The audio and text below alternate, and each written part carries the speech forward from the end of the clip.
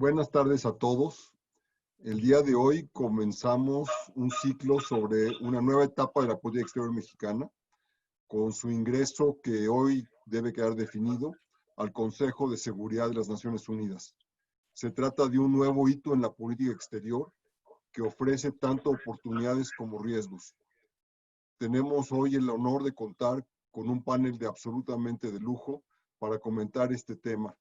La profesora y embajadora Olga Pellicer, la senadora Vanessa Rubio y el embajador Miguel Ruiz Cabañas, quienes serán debidamente presentados por nuestro moderador, el doctor Leonardo Curcio.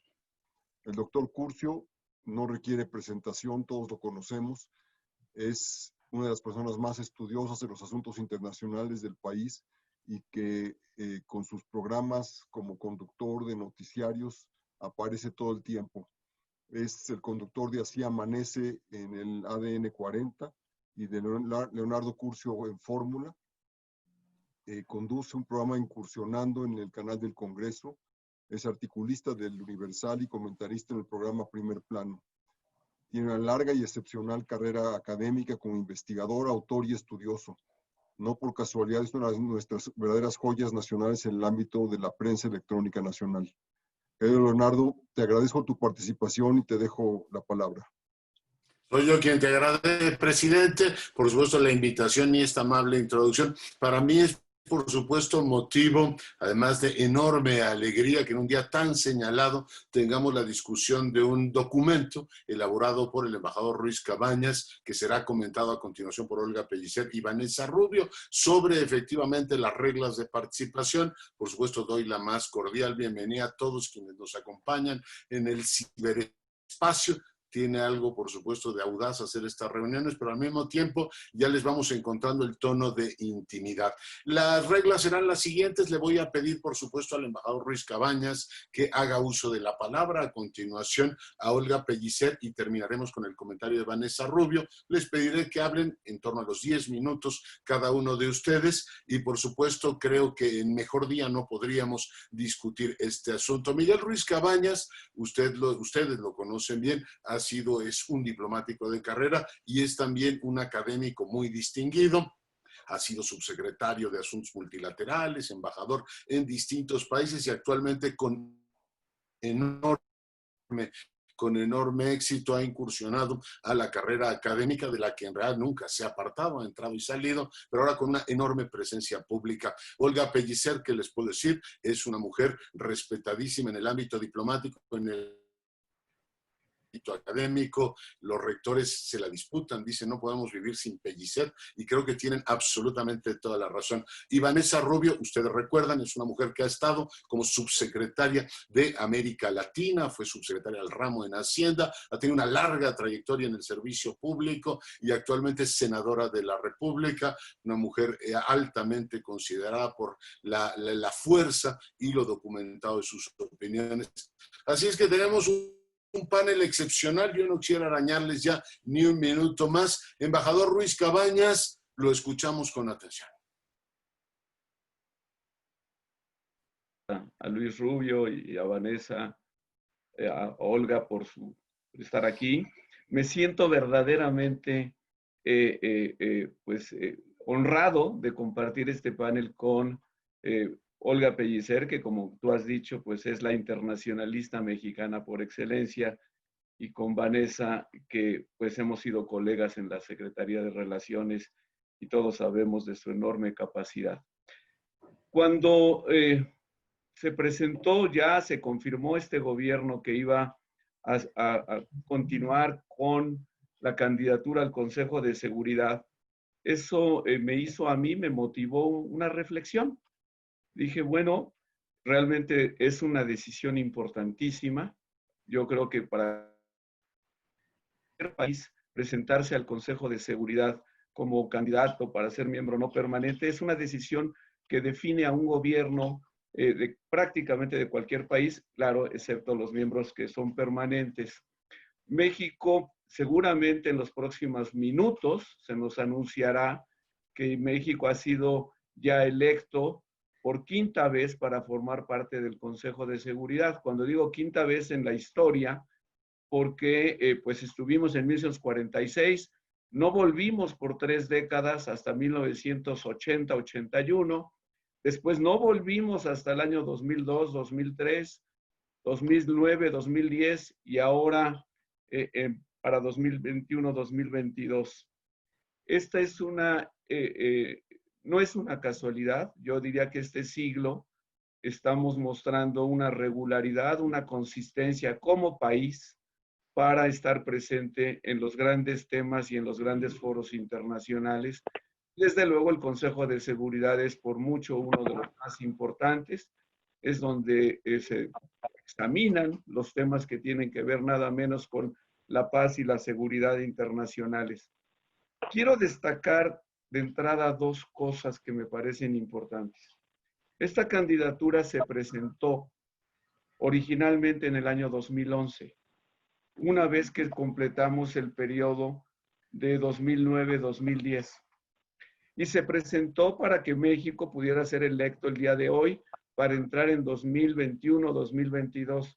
Es decir, por una parte, las candidaturas al Consejo de Seguridad se presentan con muchos años de anticipación, porque los países literalmente se van formando para asegurar su elección, cosa que nos parece además notable y muy bien, y es una muestra de civilidad internacional. Dos, que esta candidatura tiene el apoyo de 3 gobiernos distintos. Se presentó en el gobierno del presidente Calderón, la continuó el presidente Enrique Peña Nieto y la ratificó el presidente Andrés Manuel López Obrador. Esto, a mi modo de entender las cosas, sí revela un gran consenso nacional a favor de la participación de México en el Consejo de Seguridad. Creo que hay que dejar 3 o 4 cosas puntualmente señaladas desde el principio. Consejo de Seguridad, según la Carta de la ONU, pues es el órgano primordial para preservar la paz y la seguridad internacionales. Solamente cuando hay un estancamiento, porque el veto de alguna de las potencias, de los 5 miembros permanentes, impide que se tome una decisión, entonces la Asamblea General de la ONU puede tomar cartas en el asunto en ese tema, aunque si llega a una decisión, sus resoluciones no son obligatorias y desde luego no son obligatorias al mismo nivel de las que tiene el Consejo de Seguridad. Entonces, primera característica, las resoluciones del Consejo de Seguridad son obligatorias para todos los Estados miembros conforme al derecho internacional y a la Carta de las Naciones Unidas. ¿Qué ha pasado en los últimos 10 años en relación a este importantísimo órgano de Naciones Unidas? Ha habido una cierta parálisis que es necesario tomar en cuenta. Ha habido una cierta parálisis desde el año 2011, cuando se adoptó en el Consejo de Seguridad una resolución que permitió a los países básicamente occidentales pues hacer una zona de prohibición de vuelos aéreos sobre el espacio de Libia, una intervención militar muy fuerte sobre Libia que acabó con el gobierno de Libia de aquella época. Desde entonces no ha sido posible aprobar resoluciones de esa importancia en el Consejo de Seguridad. Ha habido resoluciones constantes, vetos a las resoluciones en el caso de Siria, de Afganistán, de otros grandes conflictos. Eso no quiere decir que el Consejo se ha paralizado. Ha habido muchísimos casos en donde el Consejo sí ha aprobado resoluciones, sobre todo para mantener operación alguna de las 14 operaciones de mantenimiento de la paz que ya existían previamente a esa fecha. Y ha considerado una cantidad enorme de temas que sería muy prolijo enumerar, pero prácticamente casi cualquier tema importante de la agenda internacional pasa por el Consejo, ya sea a nivel de consultas informales o de sesiones públicas. Lo que ha cambiado, y también quisiera subrayarlo, es la naturaleza de los conflictos internacionales. Ya no son las guerras entre 2 o más estados típicas de décadas anteriores, sino ahora los conflictos internacionales son básicamente conflictos internos que crecen a veces entre una mayoría y una minoría étnica o religiosa o racial o qué sé yo, y a veces esos conflictos se han internacionalizado con la participación militar de otros países, pero originalmente son guerras civiles, es el caso de Siria o es el caso de Afganistán. Hay muchos conflictos que ni siquiera han sido objeto de una discusión a fondo en el Consejo de Seguridad de Naciones Unidas, que se relacionan con el agotamiento de recursos naturales o el agotamiento, las disputas entre dos grupos étnicos. Esto ocurre en muchos países de África, en muchos países de Asia e incluso de América Latina. Pero el Consejo de Seguridad no se ha ocupado formalmente de estos conflictos. También, y yo creo que es un tercer elemento que hay que tomar en consideración, si estamos frente a un deterioro reciente y creciente del escenario internacional, básicamente por los conflictos que se han dado desde hace algunos años, empezando por conflictos comerciales, económicos, financieros, y ahora por el COVID entre China y Estados Unidos. Yo creo que es muy prematuro decidir que ya hay una guerra fría entre esos dos grandes potencias. Es prematuro incluso saber si la va a haber, pero hoy por hoy en muchos círculos en Estados Unidos sí se habla de que Estados Unidos va a ir hacia una especie de guerra fría con China. Yo creo que comparar a China con la Unión Soviética es simplemente irrelevante. China no es una potencia expansionista como lo era la Unión Soviética en los años de la Guerra Fría. China no trata de imponer su modelo económico y político a otros países. O sea, no veo las mismas bases que dieron lugar a la Guerra Fría. Pero ese ambiente hoy está ahí y la pandemia lo ha agravado seriamente, llevando incluso al presidente de Estados Unidos a denunciar a la OMC y a salirse de esa importantísima organización. Hay temas importantes, hay muchos temas importantes en el Consejo que sin duda México va a tener que pronunciarse. Hay situaciones en el Medio Oriente delicadas, hay situaciones en nuestro hemisferio que pudieran llegar a la agenda del Consejo de Seguridad. La situación de algunos países latinoamericanos puede ser objeto de análisis y discusión en el Consejo de Seguridad y sin duda México va a tener que tomar una posición. Frente a esto, en el documento que elaboramos para Comexi, nosotros, digo, tu servidor, el servidor de todos ustedes, plantea no una solución, pero una estrategia. Creo que firmemente que la vuelta de México al Consejo de Seguridad exige una política de Estado. Una política que, por supuesto, es conducida por el jefe del Ejecutivo según nuestra Constitución, pero una política que cuenta con el apoyo del Senado de la República, una política que cuenta con el apoyo incluso también de la Cámara de Diputados, una política que es de consenso nacional y que refleja los intereses del Estado mexicano, una política que exige mucha apoyo de la población a lo que diga nuestro representante permanente en las Naciones Unidas.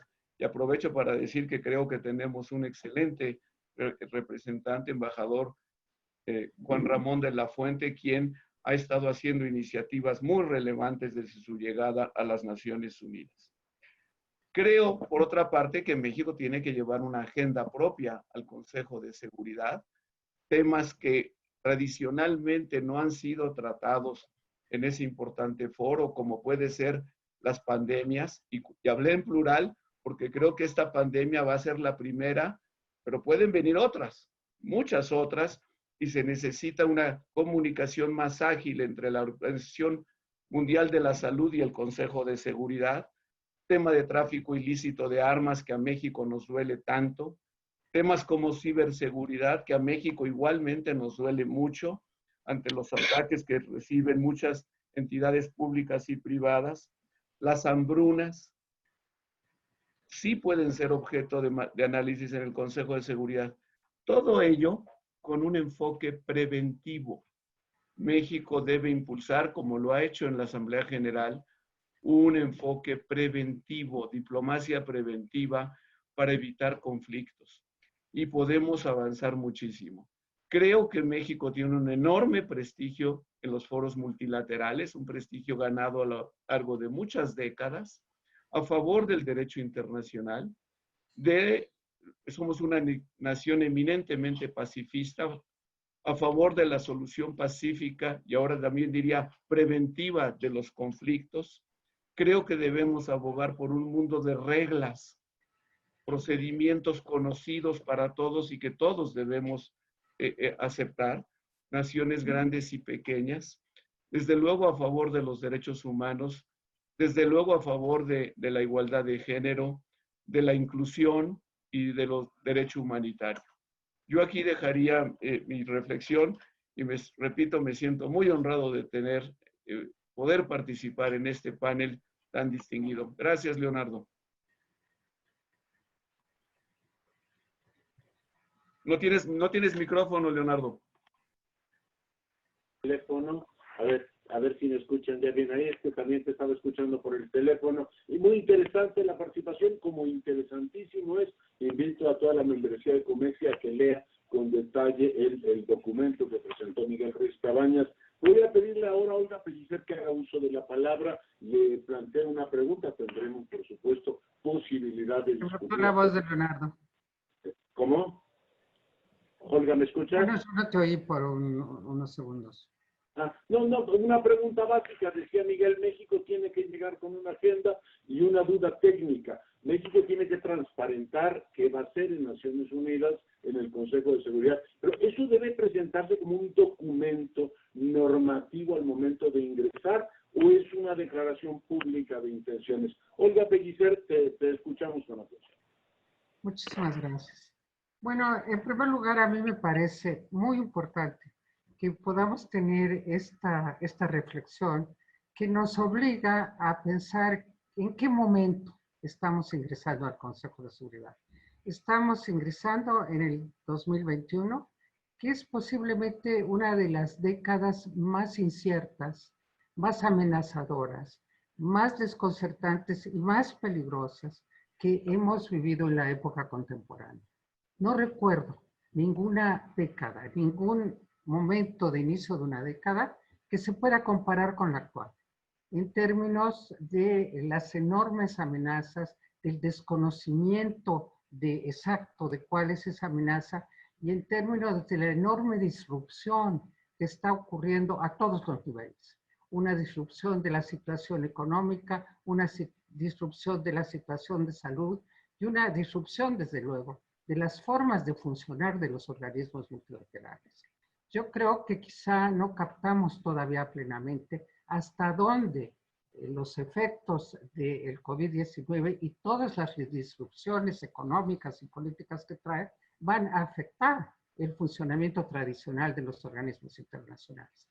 Por lo pronto ya podemos tomar nota del hecho que se ha suspendido la sesión que normalmente se iniciaba en septiembre de la Asamblea General Ordinaria de este año.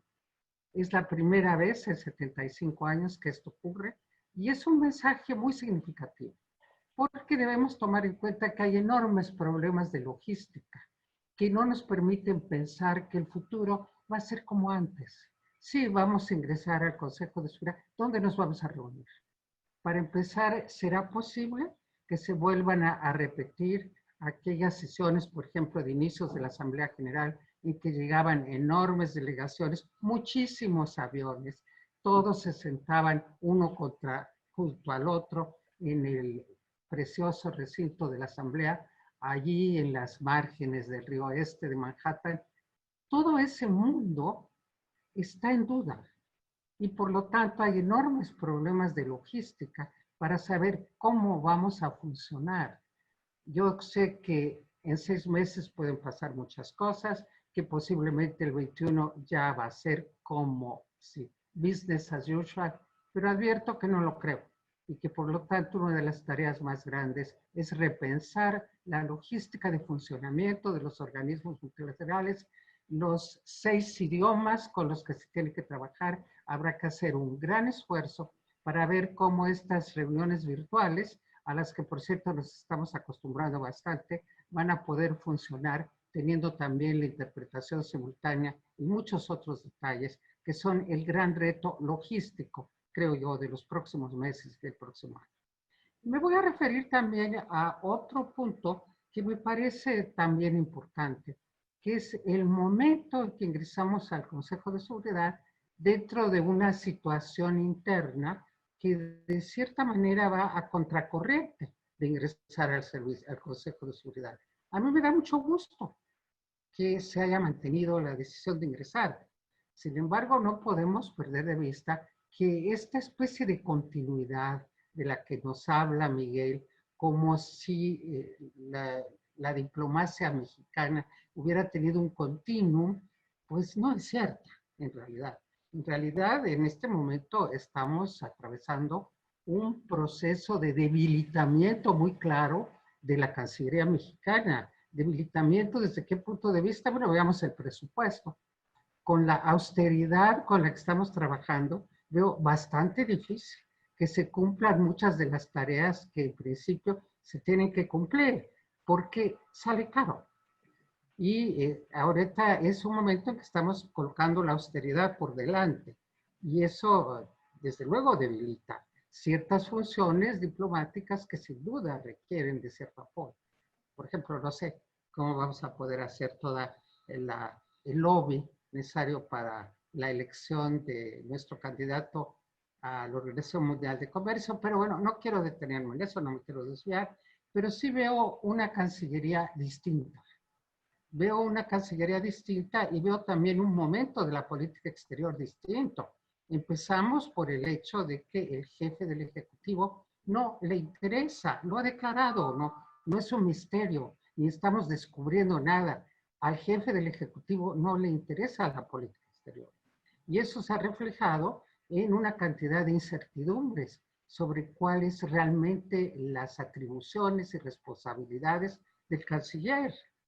No, cuando no hay líneas de mando claras, cuando no sabemos exactamente de qué se trata, las líneas que se van a dar de mando dentro de la Secretaría, pues es difícil pensar que tenemos esa política de continuum a la que de alguna manera Miguel se refiere y que yo creo que no corresponde con la realidad. Sí ha habido un gran cambio, sí ha habido un gran cambio y tenemos que ser conscientes de los retos que nos presenta el vivir, el ingresar al Consejo de Seguridad en un momento en que las condiciones de ejecución de la política exterior son muy distintas. Bueno, por lo que toca ya a lo que es el Consejo de Seguridad, yo creo que el primer reto que tenemos en general, miembros permanentes y no permanentes, es que el Consejo de Seguridad sea relevante, que realmente tenga un significado y deje una huella en el devenir de las cuestiones internacionales. Formalmente es muy relevante, claro, es el órgano, el único órgano que tiene la capacidad de imponer sanciones, de hacer uso de la fuerza, eso es importantísimo.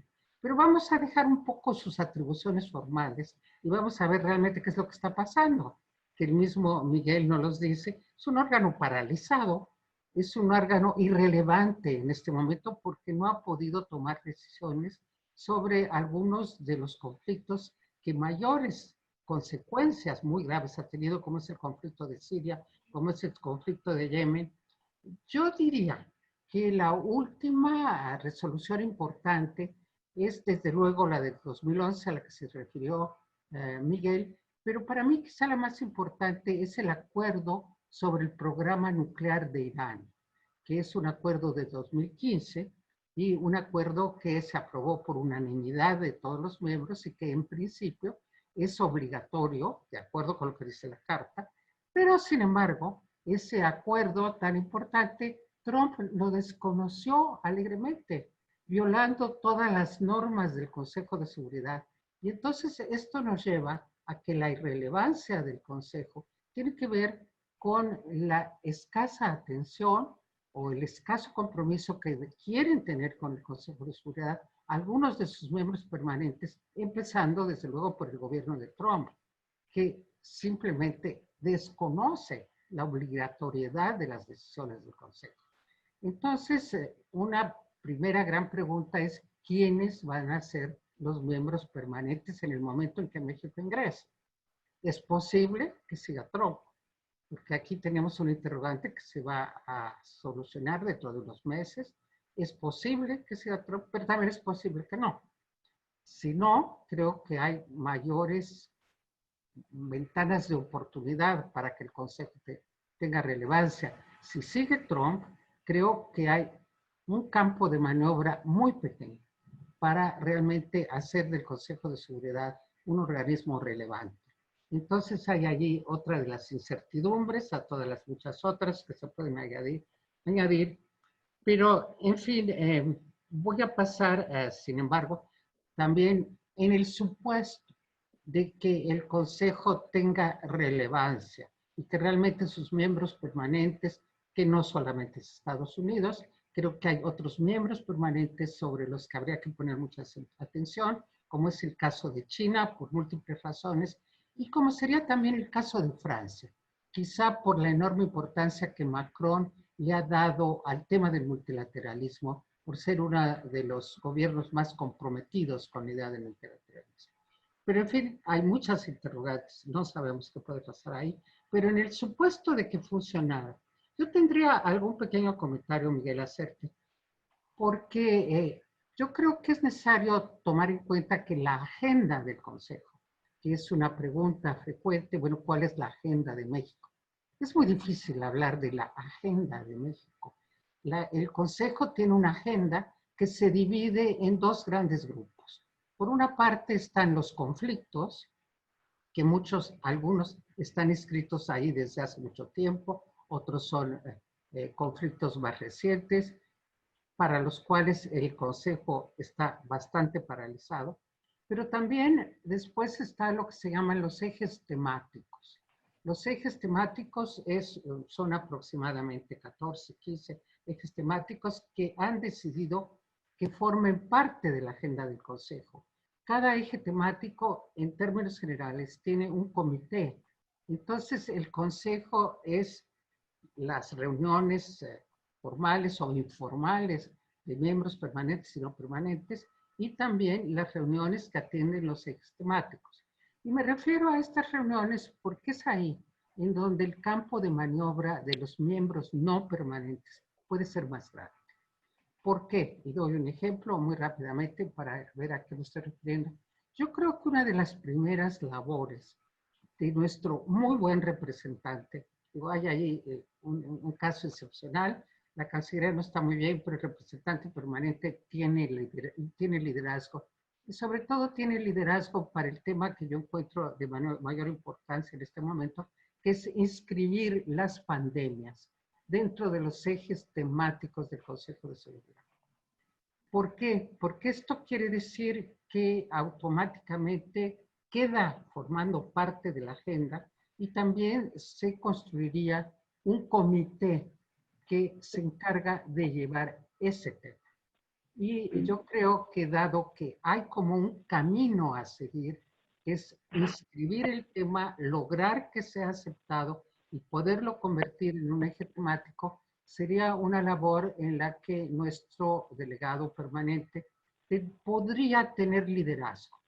Claro, el liderazgo no se deriva únicamente de que es un conocedor del tema y que tiene el tamaño para decir que tiene liderazgo, sino que se logra cuando se logran tener aliados suficientes, cuando llegamos acompañados de un buen número de países para que una de las funciones del Consejo, que es determinar las amenazas que ponen en peligro la paz y la seguridad internacional, cumpliendo esa función del Consejo, inscriba el tema de las pandemias. Advierto que ya hay ciertos pasos en esa dirección muy interesantes. México presentó una resolución en la Asamblea General, resolución que tuvo un gran apoyo, tuvo 179 copatrocinadores. Advierto, en principio no se votó, pero en realidad sí hubo reservas. y la única reserva importante vino, como era de esperarse, del gobierno de los Estados Unidos, de Trump, que no estuvo de acuerdo con algunas de las disposiciones que contiene esa resolución. Pero en fin, lo que sí podemos ver es que es una resolución muy trascendente. ¿Por qué? Y voy a ir muy rápidamente sobre su contenido, no nos toca analizarlo aquí. Es una resolución cuyo acento principal está en el tema de que la vacuna, que es la indispensable para poder volver a una vida realmente normal, que la vacuna se convierta en un bien común público y que sea accesible y adquisible para todos los países. Este es el gran tema de la vacuna. Ok, se está avanzando, se está trabajando a marchas forzadas, pero ¿cómo se va a comercializar? ¿Quiénes van a tener acceso a ella? Y ese es el tema principal. Y yo creo que sí hay un momento interesante de oportunidad para negociaciones que necesariamente tendrán que ser complejas, que tendrán que incluir a las farmacéuticas, pero que a las farmacéuticas les puede interesar, pueden ganar mucho si aceptan que sea un bien público. Un bien público y que puedan tener acceso todos los países. De todas maneras va a ser muy difícil porque ya estamos viendo, por ejemplo, que la Unión Europea ya se adelantó y ya compró anticipadamente 300 millones de vacunas, lo que nos da ya una primera idea de la comercialización, de los intereses que están detrás de esto, de lo difícil que es, pero justamente por eso es que creo que si México puede tener una participación en el complicado movimiento de coaliciones, de entendimientos al que hay que llegar para que la vacuna sea realmente un bien público común, México debe inscribirse. Es una de sus tareas, a mi modo de ver, más importante que tenemos. Tomamos nota, ahora felicitar todos ellos temas de enorme relevancia. Y bueno, pues muchas gracias, Olga. Volveremos, por supuesto, en un momento más a un diálogo entre ustedes y les recuerdo que está abierta la posibilidad para todos los asistentes de entrar en el espacio adecuado a las preguntas y respuestas e interactuar con nuestros ponentes y comentaristas el día de hoy. Decía Ruiz Cabañas, Vanessa, que debe ser una política de Estado, y si alguien tiene que opinar sobre una política de Estado es el Senado de la República. Te escuchamos, senadora, con atención. Adelante. Muchas gracias, estimado Leonardo. Leí con todo cuidado y atención, desde luego, este estupendo documento del embajador Ruiz Cabañas, tu prólogo. Agradezco a Luis y a Verónica Alcomexi por invitarnos y bueno, pues un privilegio estar compartiendo este espacio no solo con el autor, sino con la embajadora Pellicer. Así es que varios comentarios. Sí, yo creo que México ha sido referente del multilateralismo y México ha sido defensor de las mejores causas a nivel internacional. La pregunta quizá en esta coyuntura es si lo seguiremos siendo hacia adelante, si lo seguiremos siendo hacia adelante porque queremos hacerlo, porque tenemos la capacidad de hacerlo, y aquí sí me uno a lo dicho por la embajadora Pellicer, incluso la capacidad humana y económica, financiera que se requiere para una labor de este liderazgo y de esta envergadura. Sin duda se trata de algo que tiene que asumirse como un compromiso del Estado mexicano. Tan es un compromiso del Estado mexicano que ya nos lo decía Miguel y yo lo fraseo distinto. A ver, es la única cosa en la que se han puesto de acuerdo tres gobiernos completamente distintos, ¿no? Entonces, los últimos tres gobiernos que no podrían ser más disímbolos, en lo único que se han puesto de acuerdo es en conseguir y perseguir y asegurar esta candidatura. Así es que otra de las preguntas es que si este compromiso de Estado puede darse sin un jefe de Estado altamente comprometido con los asuntos internacionales y con el multilateralismo.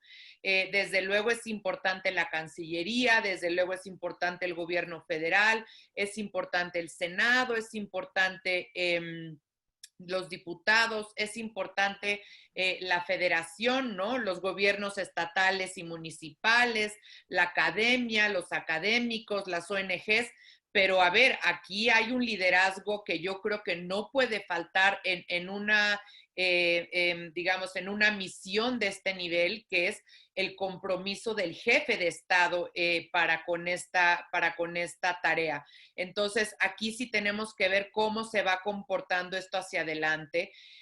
Yo en mis 25 años de servicio público, al menos a mí no me había tocado ver un gobierno en donde las funciones naturales y que mandata la Constitución y la ley para cada una de las secretarías de repente se diluyen o se mezclan, ¿no? Y a lo mejor una secretaría está viendo un tema que jamás pensamos que viera esa secretaría, y la Cancillería pues la han puesto también a ver todo tipo de temas además de la política exterior.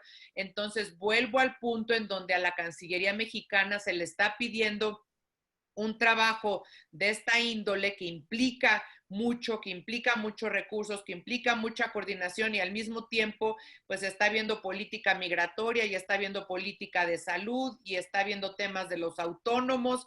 Entonces pues quizá aquí también habría que repensar los papeles tradicionales y los mandatos legales de cada una de las secretarías para realmente ejecutar esta política de Estado como se debe.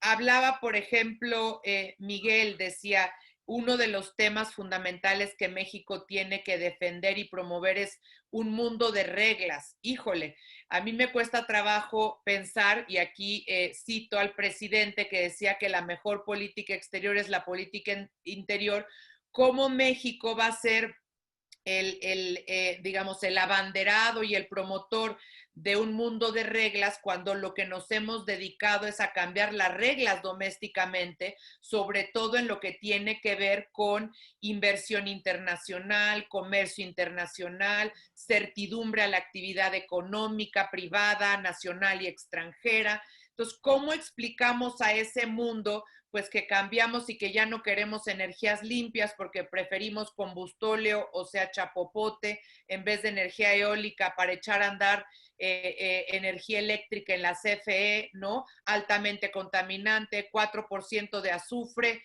y al mismo tiempo no estamos yendo y siendo consistentes con los compromisos internacionales de cambio climático. Entonces, creo que también tenemos que repensar que sí necesitamos niveles de coherencia entre lo que vamos a defender, en donde lo vamos a defender, y lo que estamos haciendo domésticamente respecto de nuestros propios compromisos nacionales e internacionales. Sí creo que también es muy importante que veamos cuáles son las ventajas y los retos y los riesgos. Yo creo que las ventajas pueden ser muy amplias y se puede maximizar una serie de intereses de México, de principios que siempre hemos defendido, pero por ejemplo, sé que hoy empezamos con una fricción con el gobierno de Canadá porque ya habíamos hecho compromisos de apoyar a 2 países en Europa cuando Canadá nos pidió apoyo en esta primera vuelta. Entonces, pues también tenemos que pensar que esto va a implicar una serie de roces, de decisiones que vamos a tener que tomar en nuestra relación con Estados Unidos, en las tensiones que va a tener, por ejemplo, Estados Unidos necesariamente con China. Se hablaba de eso, de unos riesgos, y aquí sí no vamos a poder decir ni sí ni no, sino todo lo contrario, sino vamos a tenernos que posicionar de manera seria y convencida en una serie de materias, y creo que esto también es un reto adicional porque hemos un poco navegado diciendo que México no interviene en asuntos de otros estados, y ahora sí que en esta sí no nos vamos a poder salir, vamos a tener que dar un voto a favor, en contra o en abstención, que los 3 son un mensaje muy importante en el Consejo de Seguridad. Creo que sin duda estamos en un mundo complejo como pocos, volátil como pocos, incierto como pocos, este mundo covidiano que nos está tocando vivir, y la constante va a ser una serie de procesos que se van a encontrar. Va a seguir la globalización, eso es un hecho, pero también va a haber un movimiento desglobalizador que ya estamos viendo con el Brexit, que ya estamos viendo con la salida de Estados Unidos de la OMS en el contexto de la pandemia, También vamos a ver muchos nacionalismos contra intereses más globales y de cooperación internacional. Ahorita destacaba la embajadora Pellicer este gran logro de la diplomacia mexicana con el tema de las vacunas y la accesibilidad de los medicamentos, pero al mismo tiempo vamos a ver esta contratensión de nacionalismos y de decisiones completamente independientes de los países sin tomar en cuenta lo que es bueno para el mundo y lo que es bueno para todos. Creo que también, y lo destaca muy bien Miguel, habla de la ciberseguridad.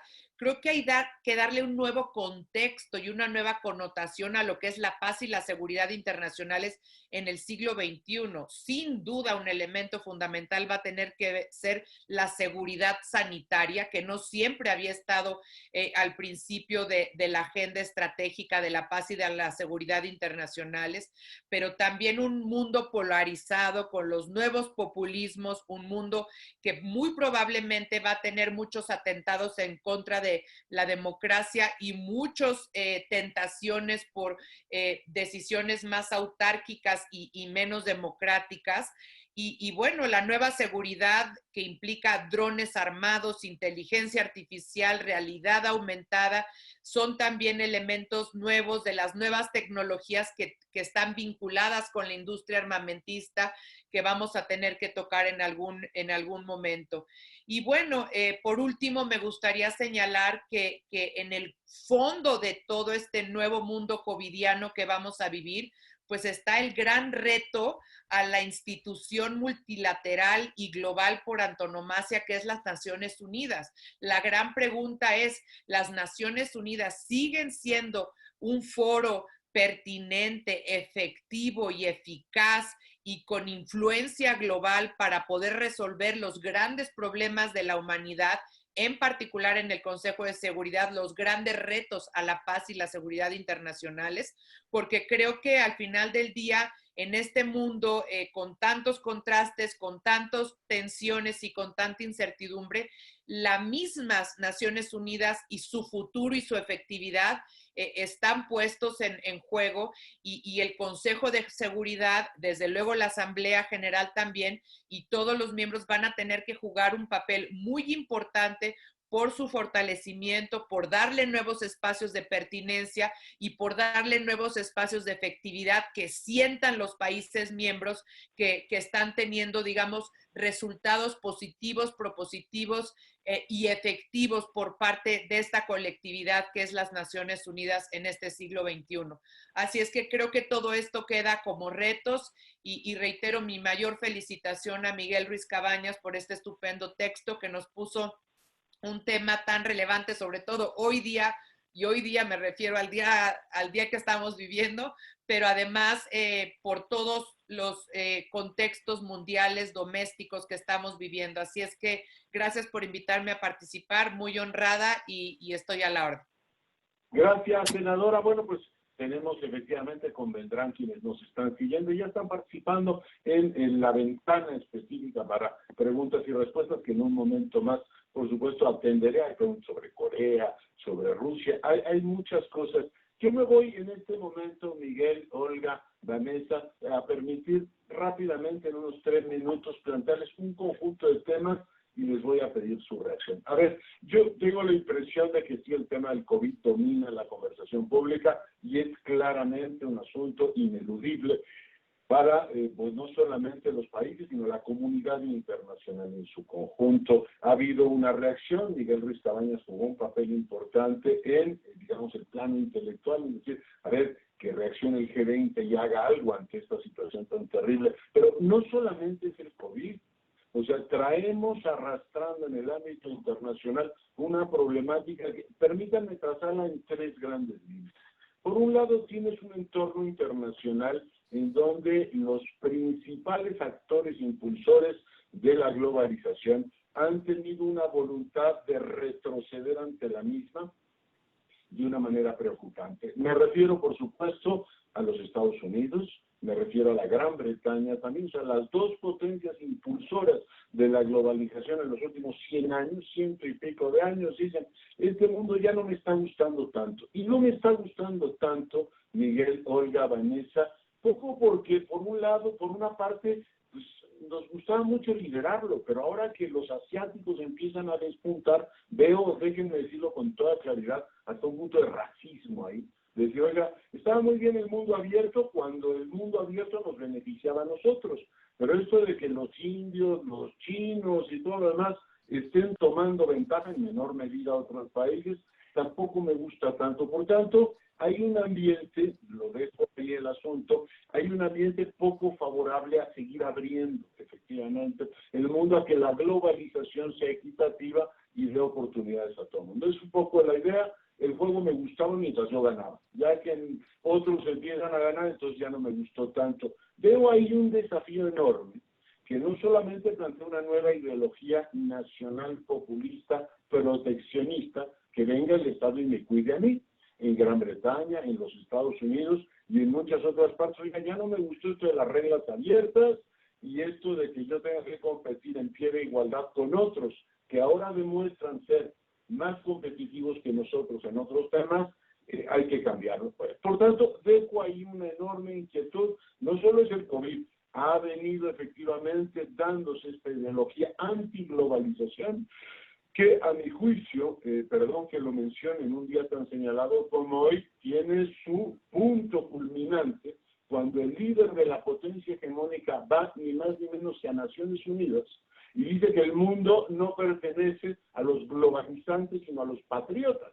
Y uno dice, bueno, pues si tal cosa la dice en un congreso en Dakota, pues a lo mejor tiene lógica, pero que lo vayas y lo digas en la apertura de la Asamblea de Naciones Unidas, yo creo que el mensaje está absolutamente claro. La potencia dice, el mundo pertenece a el futuro pertenece a los patriotas, es decir, a los nacional populistas proteccionistas, y no la globalización. ¿Quién se encarga? Dejo ahí la inquietud de proveer bienes públicos globales. Y aquí voy al segundo punto que les quiero dejar sobre la mesa. Hay un asunto que pues tiene muchos años discutiéndose, que es si las instituciones internacionales están funcionando como deben, o tienen burocracias infectas, costosísimas, doradas, como diría el presidente de la República, que hoy se preguntaba parecido el CONAPRED y el INAI y todo lo demás. Pero no quiero hablar de política nacional, sino esta idea de que hay una burocracia enorme que no funciona apropiadamente. Supongo que hay algo que discutir de la UNESCO, de la OMC, de la OMS recientemente y de la propia Naciones Unidas. Les pregunto, hay por supuesto una agenda de reforma de las organizaciones que será difícil compatibilizar ahora que hay esta, digamos, energía política tan adversa. Pero ¿está el Consejo de Seguridad representando apropiadamente la nueva correlación de fuerzas que tenemos? ¿O habría que pensar, Miguel, Olga, Vanessa, en una representación más amplia? No sé, algunos han planteado, pensemos en un G20 como para tener una mayor representación. No lo sé, les dejo eso como inquietud. Y tercer elemento, y con esto les prometo que me callo, el ámbito interno. Uno, por supuesto, puede decir, a ver, qué bueno que digamos que México participe. Yo celebro que se vaya normalizando después de un largo periodo de discontinuidad en nuestras participaciones, que haya algo parecido, lo decía Miguel, a una política de Estado, que el presidente de la República se haya comprometido con la idea y que además haya ido allá a San Miguel de los Cahuetes a decir, México va a tener una actitud que nos ha costado mucho. El gobierno de Peña Nieto desbloqueó ese tema, a Miguel le tocó vivirlo en primerísima persona, de nuestra participación en las operaciones de mantenimiento de la paz, y que el presidente lo haya refrendado. No dijo nada en San Miguel de los Cahuetes, o sea, el silencio dice mucho en el jefe del Estado, pero dijo, México lo va a seguir haciendo, y yo lo celebro.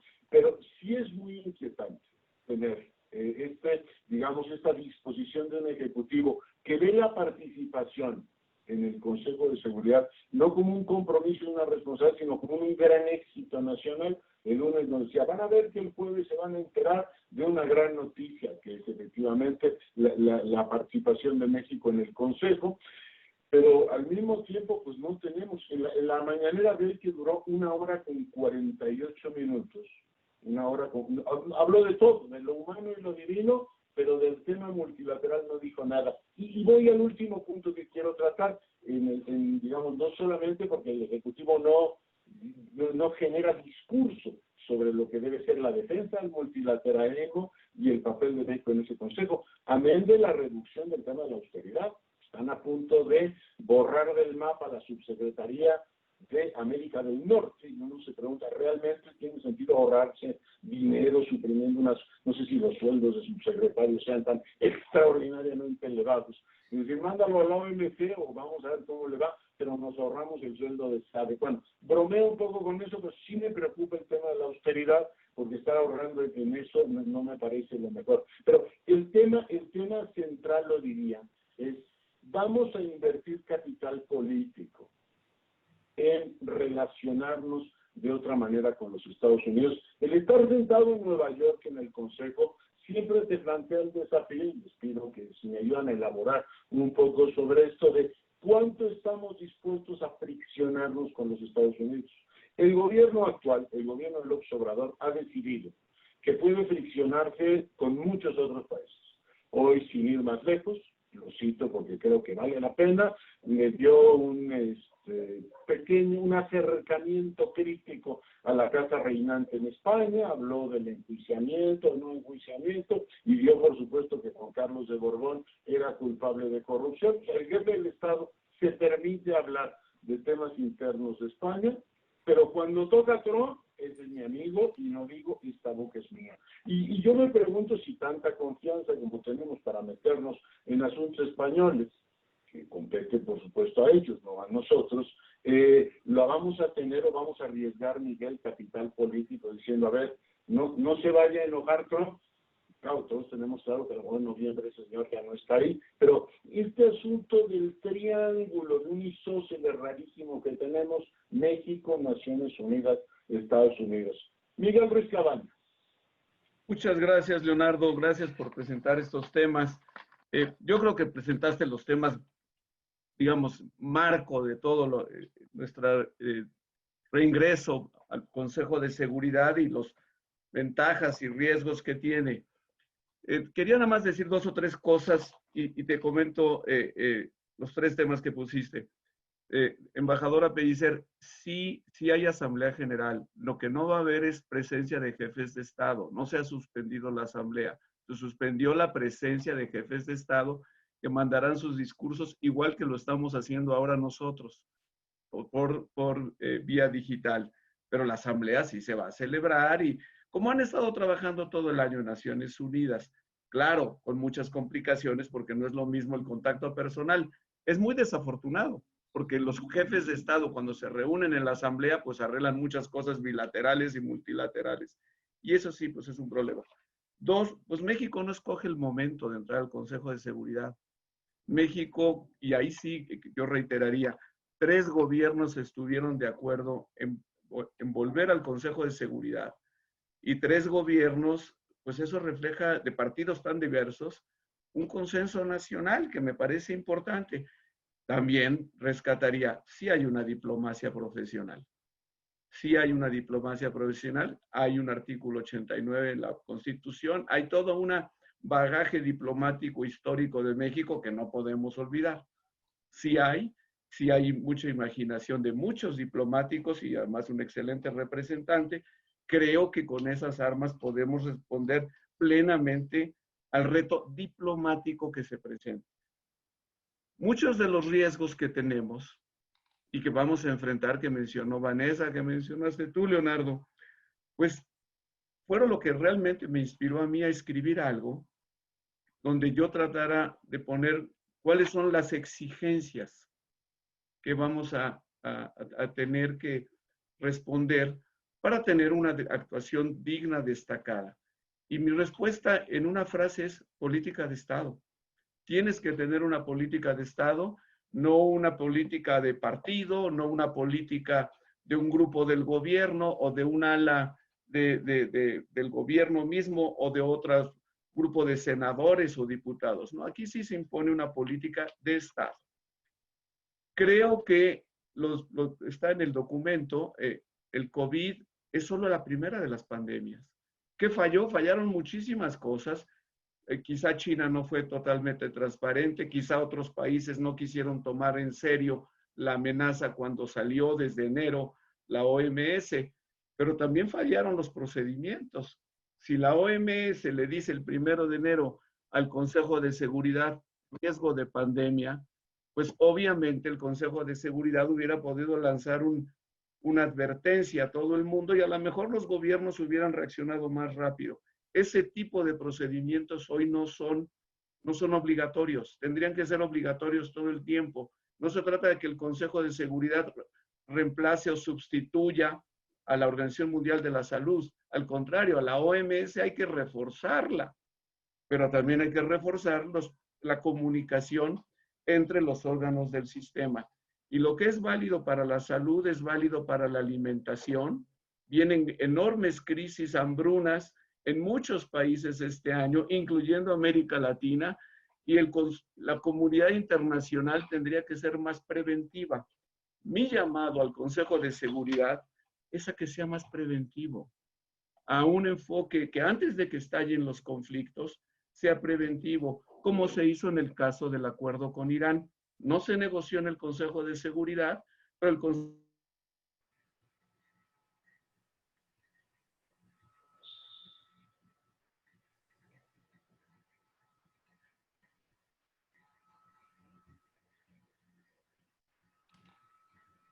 y de esa manera actuó previamente.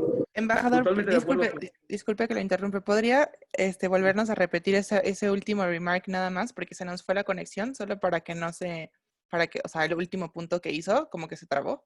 Desde que dije buenas tardes. No. Nada más los últimos puntos de lo que... No, yo decía básicamente que el Consejo de Seguridad debe actuar más preventivamente. Y 2 minutos para recapitular todo, Miguel. Sí, o sea, que tiene que ser más preventivo, como fue en el caso del acuerdo con Irán, cuando endosó un acuerdo que no se negoció en el Consejo, pero que una vez que se llegó a un acuerdo se le presentó al Consejo de Seguridad. El problema es que cuando han estallado los conflictos, ha sido ya muy difícil para el Consejo de Seguridad adoptar una resolución que congele el conflicto y propicie una solución. Ese es el tema que yo veo. Creo que en las pandemias, o sea, la resolución de México fue una gran iniciativa. ¿Me están oyendo? Sí. Y que ojalá, y estoy seguro que se va a poder llevar al Consejo de Seguridad y poner como los ejes temáticos que mencionaba la embajadora Pellicer. En esos ejes temáticos hay muchísimas cosas que podemos hacer. Podemos llevar el tema de tráfico ilícito de armas para que el Consejo de Seguridad, que ha declarado embargos de armas para países, zonas, conflictos específicos, podría eventualmente adoptar reglas para reforzar las convenciones hechas en el marco de la Asamblea General. Ese es un ejemplo. Ciberseguridad es el tema más importante hoy y no se trata, en el grupo de trabajo de la Asamblea General no se ha podido avanzar desde hace muchos años. No pienso que son temas fáciles, son temas extremadamente complejos, pero no por eso hay que no llevarlos al Consejo. Y mi segunda reflexión básicamente sería el retroceso en la globalización de las grandes potencias, Estados Unidos, el Reino Unido y otras, lo que ha hecho es crear también una crisis del multilateralismo. O sea, la crisis del multilateralismo, la crisis de las Naciones Unidas, se explica por este cuestionamiento de la globalización y encarnada en la personalidad del presidente Trump, cuando dice, vengo a decirles que ya no cuenten con Estados Unidos. Estados Unidos no quiere saber nada de esto. Creo, como otras crisis del multilateralismo en los años 80, por ejemplo, que algún día esto tiene que pasar. ¿Por qué? Pues porque a nadie se le ha ocurrido nada mejor que las Naciones Unidas.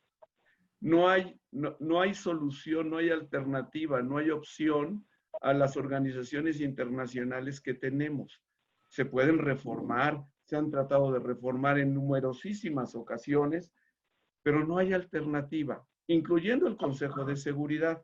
El Consejo de Seguridad ya tenemos 25 años a nivel de comunidad internacional, tratando de encontrar una fórmula aceptable para todos de ampliación del Consejo de Seguridad. No hay acuerdo. Pues esa es parte del desbarajuste internacional que uno ve. No, repito, no creo que haya alternativa. Creo que México, al volver al Consejo de Seguridad, vamos a estar en todos los frentes de la paz y la seguridad internacionales. Uno de los 3 pilares de la ONU. Los otros 2 son derechos humanos y desarrollo económico. Vamos a estar presentes por primera vez en operaciones de mantenimiento de la paz. Ya estamos, ya estamos participando en varias. En el Consejo de Seguridad, impulsando el desarme nuclear. Hace unos años se veía muy difícil que se alcanzara una convención sobre la prohibición de las armas nucleares. Hoy existe la convención. Muchos dudan que va a entrar en vigor. Eventualmente entrará en vigor. Entonces, creo que el paradigma de México, país pacifista, país que propone soluciones, país que propone un mundo de reglas, es el adecuado. Estoy de acuerdo con Vanessa. Puede ser muy difícil en este mundo, en este momento actual, un mundo de reglas.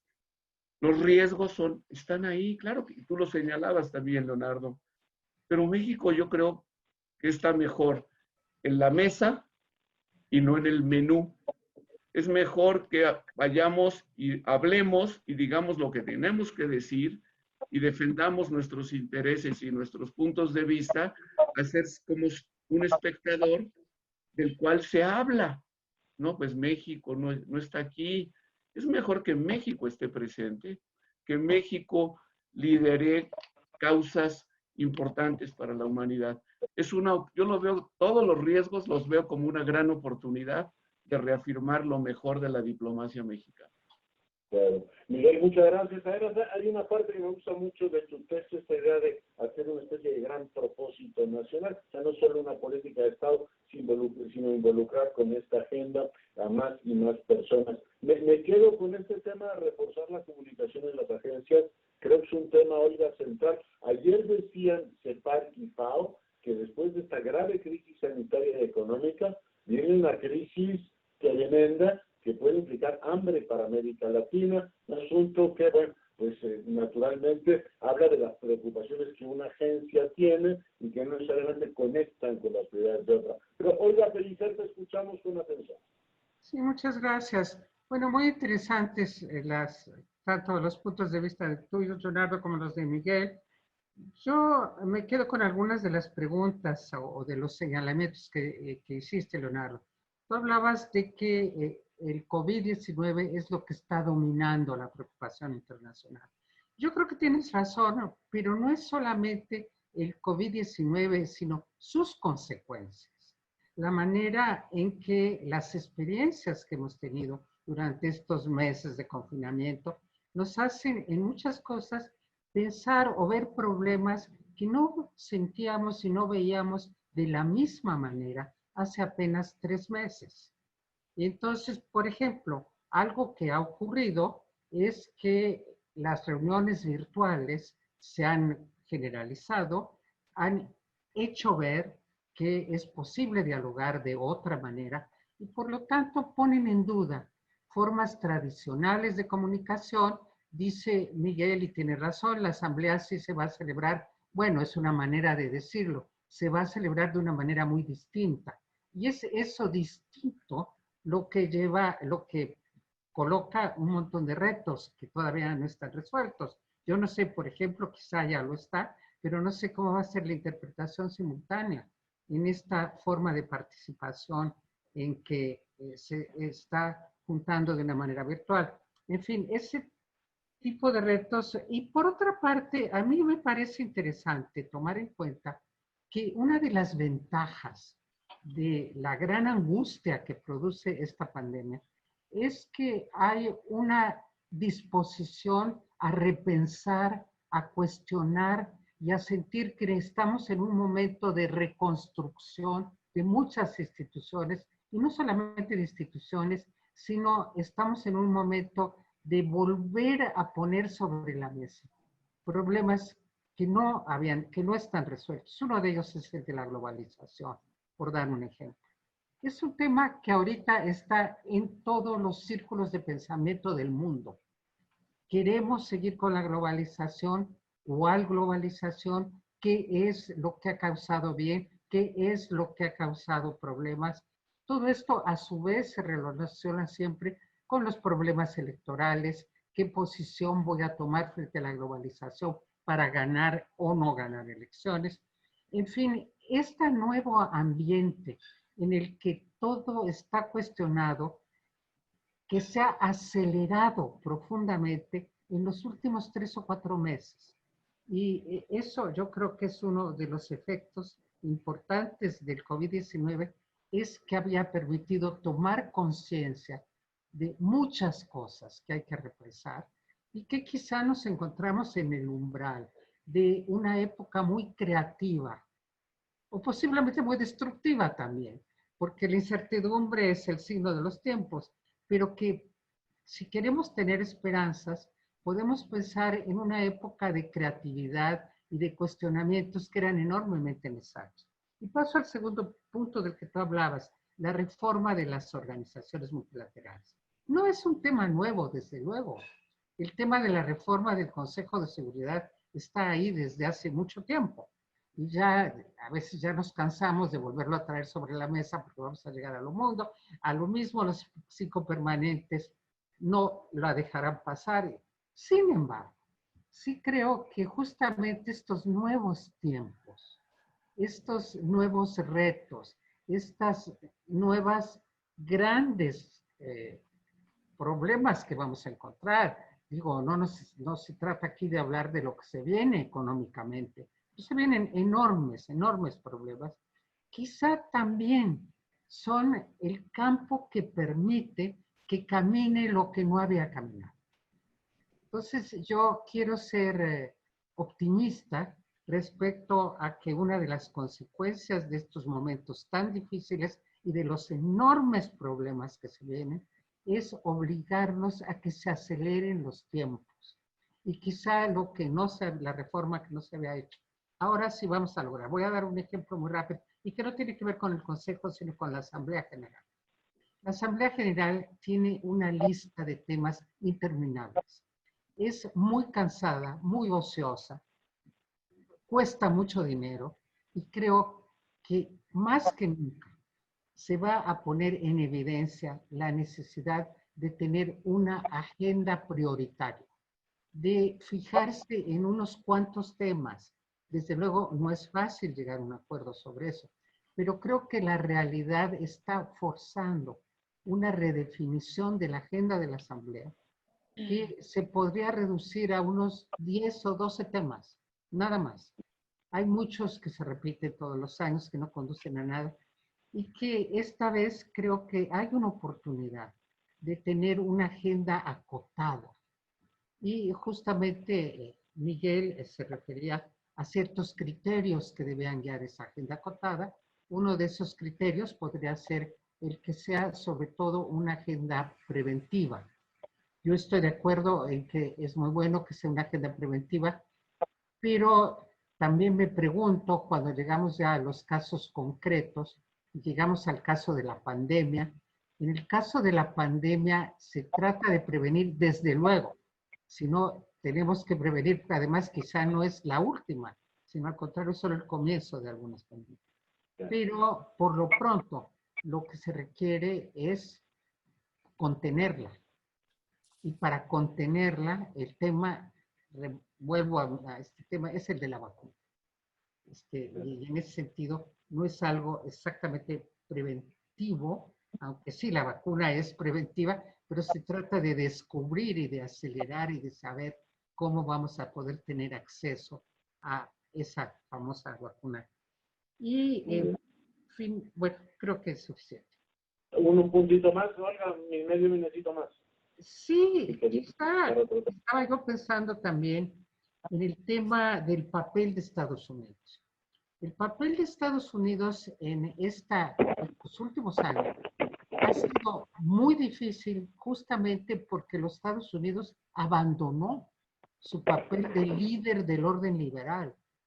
Estados Unidos ha cuestionado, tú mismo recuerdas, y en efecto a mí me impactó mucho, cuando fue a las Naciones Unidas, no hablar de cooperación, sino todo lo contrario, a decir aquí, primero America First.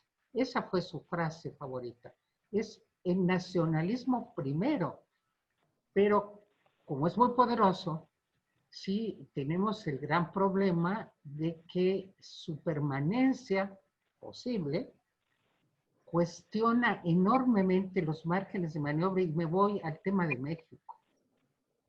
Para México, el tema de no enfrentarse con Estados Unidos era uno de los temas más delicados al pensar en el ingreso al Consejo de Seguridad.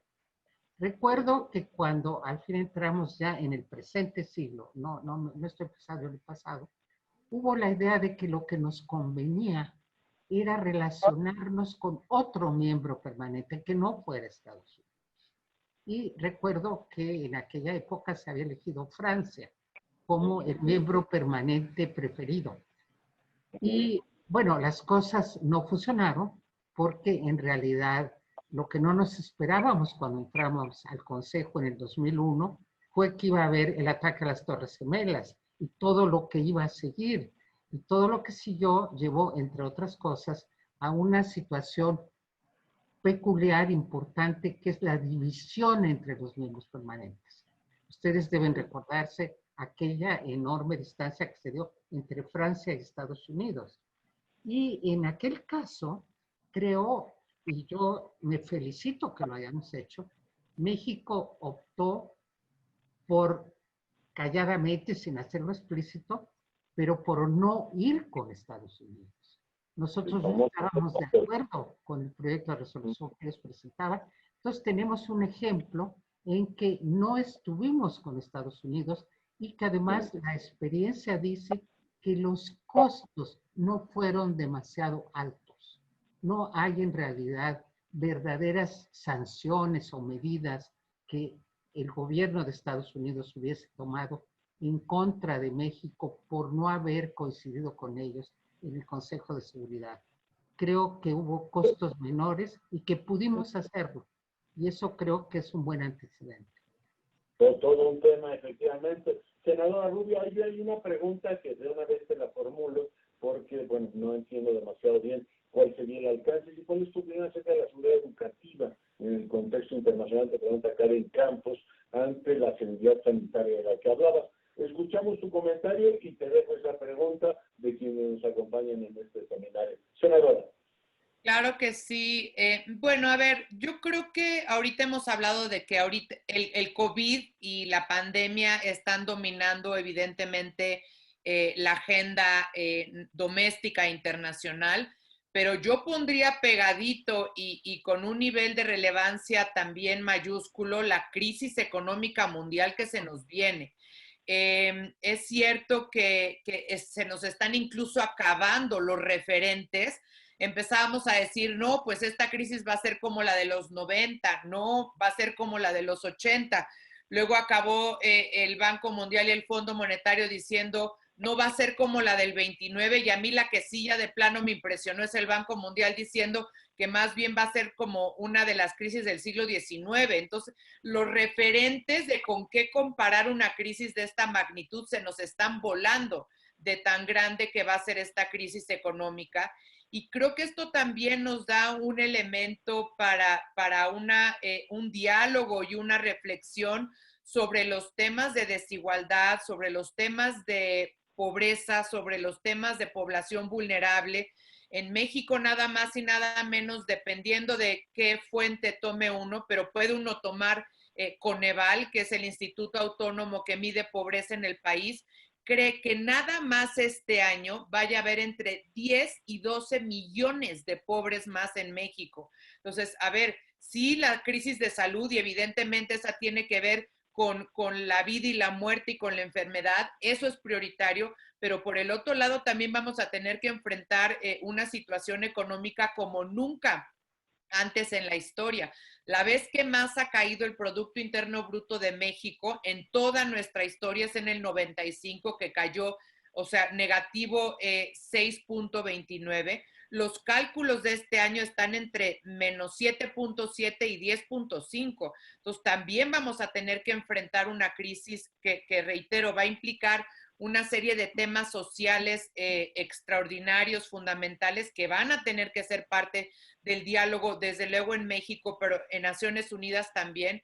Y un poco como lo decía Richard Haass en el último escrito que hizo en Foreign Affairs, no es que este mundo vaya a salir de la nada y nos vayamos a encontrar con un mundo completamente distinto, es que esto está acelerando el cambio. Y entre los aceleradores del cambio, pues está ya lo impostergable que es buscar trabajar de manera efectiva por un crecimiento incluyente y sostenible, ya más allá de discursos, más allá de la Cumbre Mundial de Financiamiento al Desarrollo, que fue liderazgo de México en Monterrey en los 90s, que dio origen a los objetivos de desarrollo del milenio, que después se convirtieron en los objetivos de desarrollo sostenible, pero esto va a tener que tener una prioridad absoluta en nuestro nuevo mundo, porque vamos a tener que combatir pobreza extrema, combatir pobreza y sobre todo caminar hacia a la igualdad y combatir la desigualdad. Creo sin duda, como dice Miguel, que tenemos un gran representante en Naciones Unidas y un servicio exterior extraordinario, capaz, con experiencia, pero ojo, ahí también el elemento de los recursos juega un papel muy importante, porque tú puedes ser el mejor diplomático, pero si no puedes hacer un viaje, si no puedes, digamos, recurrir a recursos que necesitas para operar, pues también no vayamos a pasar de la austeridad al austericidio en una misión de esta naturaleza. Y a ver, ahorita hablaban de la desaparición de la Subsecretaría de América del Norte. Eso a lo mucho nos va a ahorrar 30 millones de pesos al año. Pemex perdió el año pasado 346 mil millones de pesos y este primer trimestre 560 mil millones de pesos. Como que sí hay que poner los órdenes de magnitud y los acentos en los temas de austeridad donde deben de estar. Creo también que se hablaba de las prioridades de México, habló Miguel del tema del enfoque preventivo y habló de un tema muy importante que es el tema de la hambruna. Y yo aquí lo que les pondría es, ya no fuimos preventivos en materia de derechos humanos en lo que a Haití y en lo que a Venezuela se refiere, pero quizá podríamos ser preventivos en la parte de estallamientos sociales. Ahí tenemos dos focos rojos muy importantes en nuestro hemisferio, en nuestra América Latina y el Caribe, en donde México yo creo que sí tiene que poner esto como temas de la mayor prioridad en la agenda de la paz y la seguridad en nuestro hemisferio. Y coincido con lo que decía también Miguel, que no es nada más estar en el menú, sino estar en la mesa. Mi tema era un tema no de estar o no estar, qué bueno que estamos. Es un tema de coherencia y consistencia con las políticas domésticas. O sea, no podemos promover un menú de carne siendo vegetarianos. Entonces, yo creo que en lo doméstico tenemos que ser muy consistentes con lo que vamos a promover en lo internacional, porque si no, ¿con qué legitimidad ejercemos ese liderazgo que a fuerza pretendemos ejercer si estamos queriendo ser parte del Consejo de Seguridad? Yo es contundente el argumento. A ver, tengo varias preguntas, tenemos unos minutitos todavía de nuestro auditorio que nos acompaña, por supuesto, agradezco nuevamente que las formulen. Yo quisiera hacer una pregunta, es un poco digamos, el privilegio que le da a uno ser moderador. A mí el asunto, Vanessa, Olga, Miguel, de la austeridad no me preocupa tanto porque limiten la operación, finalmente creo, desde nuestra representación en Naciones Unidas, cuanto la discusión que hay al interior del grupo gubernamental de que nos debemos ahorrar dinero en las cuotas que pagamos a los organismos internacionales. Esta idea profundamente acendrada en el jefe del Estado de que hay que ahorrar dinero hasta debajo de las piedras, de por qué estamos gastando tanto dinero en organismos internacionales, va a contracorriente de la idea de un México multilateralista y abona o genera, digamos, un problema con un Estados Unidos que dice, ¿yo por qué voy a pagar 500 millones de dólares a la OMS? Y México diga, oiga, pues yo tampoco pago. Estoy viendo la OMS, pero prefiero no pagar. Es decir, veo que la austeridad nos puede pegar, igual que nos dijeron hace poco en sé, y decir, oiga, pues también pero tienen que pagar más. Si quieren votar más o quieren pesar más, no se pueden desentender. Y tampoco podemos jugar el rol del esquirol en América Latina, de decir, nosotros estamos en austeridad republicana, pues todos los demás te van a decir, oiga, yo también, ya que lo dice el grandote, pues yo también ahorro dinero porque tengo que estar pagando cuotas que se consideran un gasto superfluo. Y creo que ahí hay un problema serio de concepción de la austeridad, y decir, hace unas semanas lo platicaba en entrevista pública con la subsecretaria Delgado. Yo creo que no hay que ver ese gasto como una cuestión onerosa, particularmente cuando nos estamos sentando, ni más ni menos, que en el Consejo de Seguridad. De sí quiero estar aquí, pero a mí no me vean, que paguen otros, cuando tienes a los grandes que no quieren pagar. Tengo varias preguntas, si me permiten las reagrupamos, y por supuesto escuchamos su réplica. Me dice Silvia, que me dice Isabela González, ¿qué tan importante es que el jefe del Estado se involucre en las decisiones? Supongo, bueno, ya nos dirán ustedes si se involucran las decisiones o los presidentes, lo que es habitual es que instruyan a través del secretario de Relaciones Exteriores o el embajador. Por cierto, no ha sido fácil tradicionalmente la relación entre el canciller y el representante en la ONU, porque han sido ciertamente pues embajadores que desplazan mucha agua. En este caso no estoy anticipando absolutamente nada, pero también tendríamos dos perfiles fuertes, y desde por lo menos la última participación del 20 hasta, quizá con Claude Heller no se notó tanto, pero siempre ha sido complicado este tema de la instrucción. ¿Qué papel juega la presidencia y cuál es la autonomía que tiene el embajador para ir tomando decisiones? También me piden si pueden incorporar en alguna de sus reflexiones cómo está actuando Rusia, el caso Corea. Efectivamente está también el tema de qué mensaje. Tengo la impresión, Vanessa, Olga, Miguel, de que en esta oportunidad nuestro ingreso, no sé si porque el país está un poco como en plan de que pase todo, total, si lo decidió el presidente, bien decidido está. No he visto una polémica fuerte, como en otras oportunidades, sobre la pertinencia o no de pertenecer al órgano. En otras épocas se ha discutido mucho este asunto, ahora he visto menos, pero nos pregunta Silvia Paula Méndez, ¿qué mensaje les mandarían a quienes son contrarios a la idea de participar? En el ambiente político, Vanessa, he visto menos, digamos, objeciones.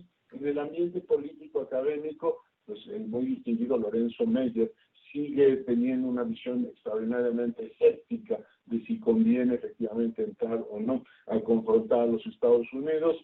En fin, ¿qué mensaje mandarían a todos aquellos que todavía, siguiendo digamos, el imperio de lo que fue pues una generación de diplomáticos mexicanos que decían que no era conveniente efectivamente eso? Recuerdo al embajador Tello de una manera muy señalada, pero ¿qué mensaje mandarían, Miguel? Empezamos contigo para decir, bueno, a ver, ¿por qué es importante que estemos ahí? Miguel Ruiz Cabañas. Gracias, Leonardo. Mira, hemos estado hablando de a qué se parece esta nueva época y buscando referentes históricos, tanto en lo económico como en lo multilateral. Yo creo que la guerra de Trump es contra Roosevelt, Eisenhower y Truman. O sea, Trump se puso en guerra contra los presidentes de Estados Unidos, que fueron los grandes arquitectos del orden internacional actual, así de entrada. Creo que lo hace porque es un nacionalismo excluyente que se explica por la crisis financiera de 2008-2009 y muchas personas de la clase media en Estados Unidos, de la clase trabajadora, agraviadas. Y él les dijo, el problema nos lo causa el mundo, nos salimos del mundo y ya no hay problema. Pero esa guerra de Trump es contra los presidentes de Estados Unidos que construyeron ese mundo. Creo que estamos parecido a los años 20, cuando Estados Unidos decide no entrar a la Liga de las Naciones, cosa que le causó un enorme perjuicio al orden internacional de la época. Creo que vamos, como dice Vanessa, a entrar a la crisis económica más grande, probablemente más profunda que la del 29, lo cual es verdaderamente grave, ¿sí? Y francamente no quiero hacer pronósticos de qué ocurre después cuando el mundo entra en ese tipo de ciclos, porque es realmente alarmante. Entonces, mira, creo muy sinceramente que El tema de las cuotas debe de quedar claro de una vez por todas. Las cuotas a los organismos internacionales se pagan, de aquellos que México es miembro, como obligaciones internacionales. Es como pagar deuda externa, no es una opción. Si México no paga su cuota internacional a los organismos, está violando el derecho internacional, la Carta de las Naciones Unidas o de la FAO o de la UNESCO. Estamos violando nuestras obligaciones. A mí me lo decían como subsecretario todo el tiempo, ¿por qué no dejamos de pagar? Pues porque deja de pagar la deuda y lo único que se va a hacer es que te van a acumular intereses. Pero no solo eso, sino es porque es muy inconsistente ser un activo miembro de los organismos internacionales, pero al mismo tiempo decir, pero yo no pago, a ver quién paga. Eso lo puede hacer Estados Unidos y es una de las razones de la crisis del multilateralismo. Pero son obligaciones internacionales conforme al derecho internacional. La opción de no participar está en el documento y ustedes lo podrán ver. Pues, por muchos años no participamos, por muchísimos, varias décadas.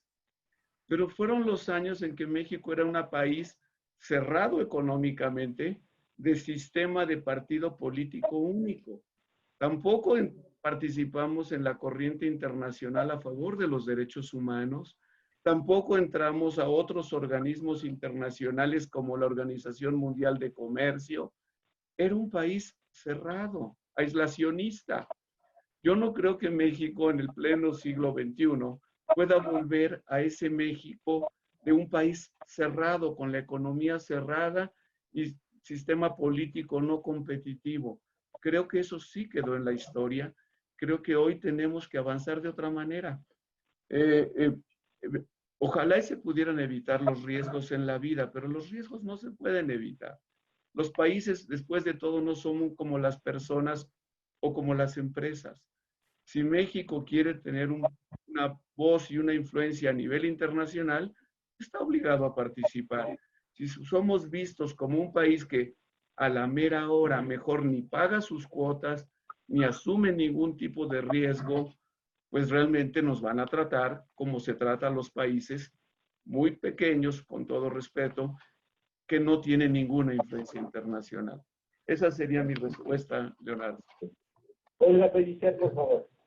Gracias, Leonardo. Mira, yo creo que no hay una respuesta única, porque nos favorece pertenecer dependiendo de muchas circunstancias. Si vamos a ingresar al Consejo de Seguridad y no incidimos en su agenda, si pertenecer al Consejo no forma parte de un proyecto global de política exterior, de un deseo de utilizar nuestra posición dentro del Consejo como forma de tener mayor incidencia, incluso en nuestro diálogo con los miembros permanentes. Pertenecer al Consejo quiere decir que tú te puedes dirigir, no solamente puedes, sino que te van a buscar. Los miembros permanentes te va a buscar Rusia, te va a buscar Francia, te va a buscar China, y tú tienes una oportunidad de diálogo que no tendrías si no perteneces al Consejo.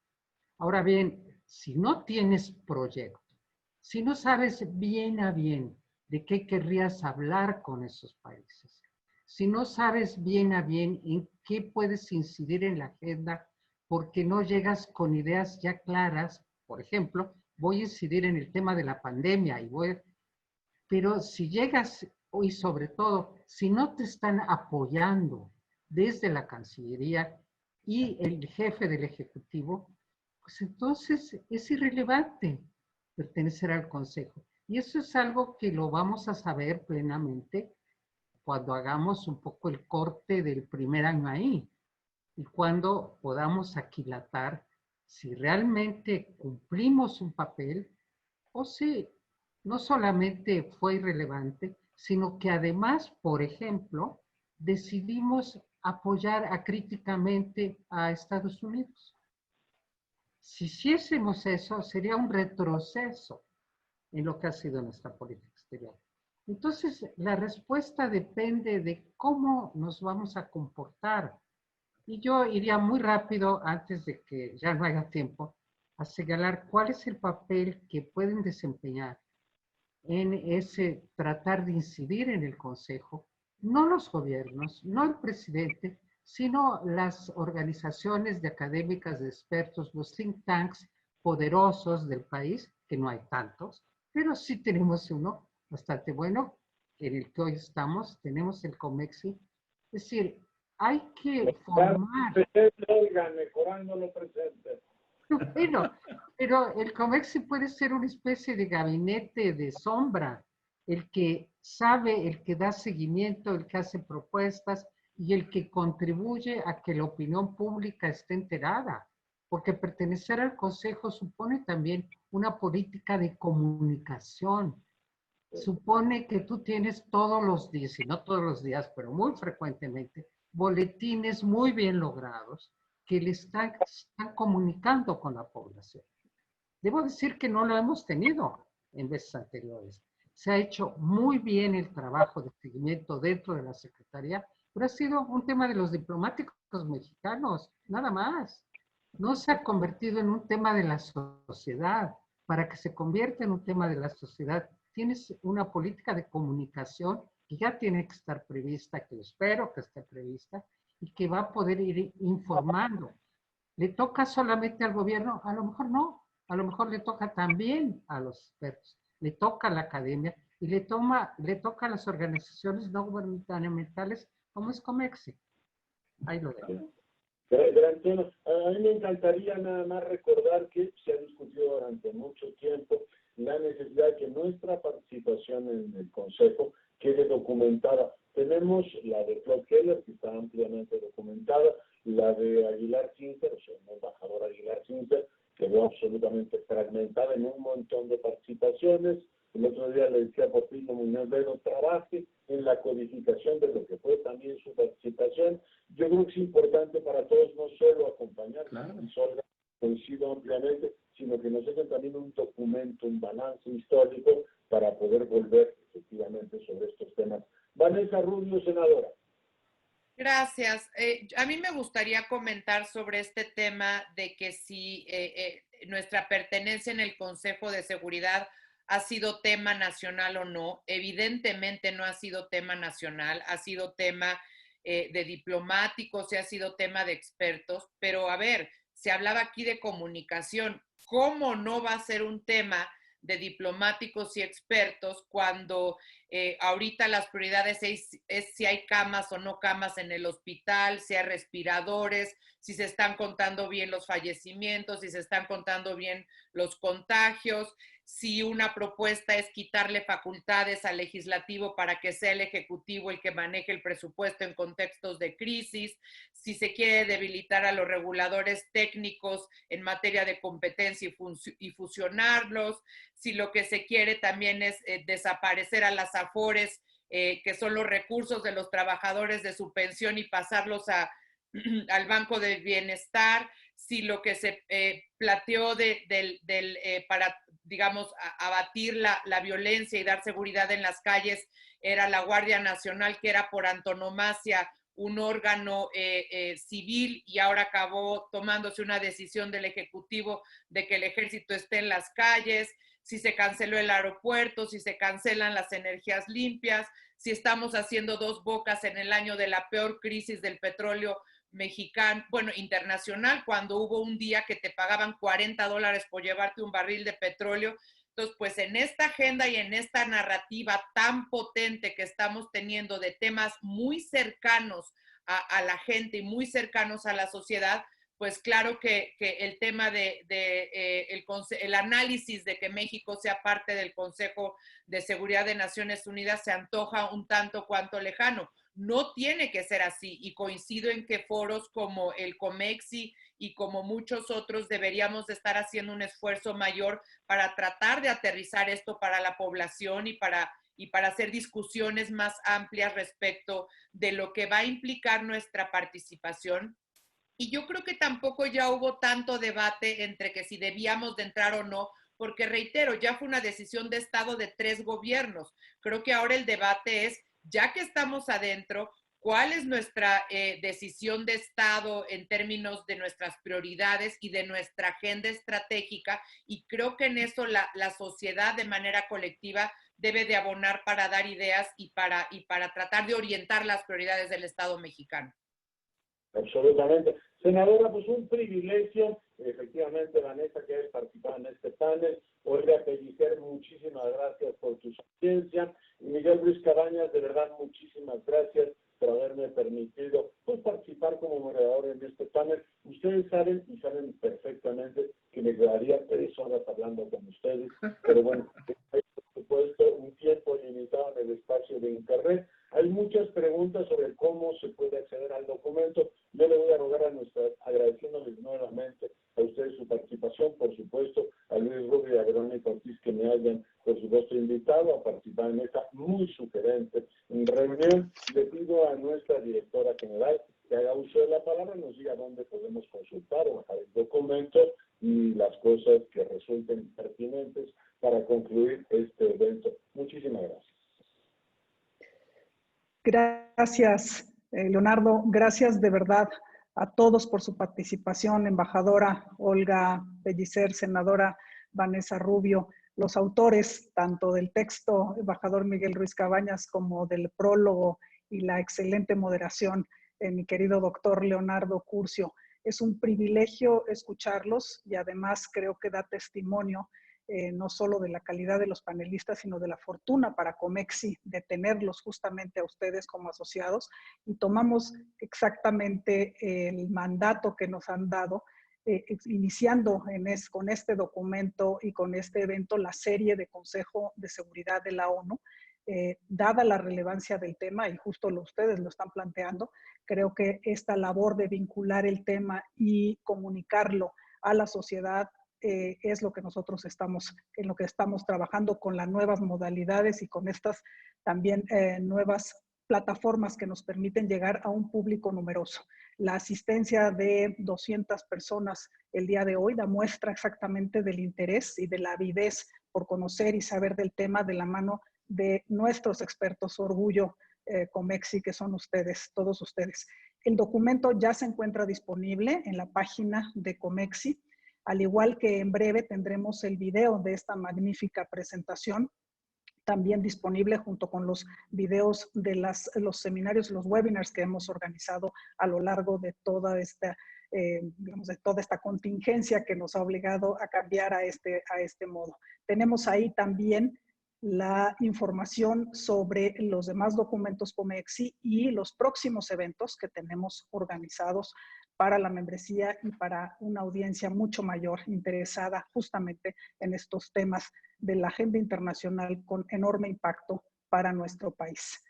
Gracias a nombre de Comexi, a nombre de Luis Rubio, de la Junta Directiva y de todos los que integramos el equipo de Comexi. Hasta la próxima. Gracias de verdad.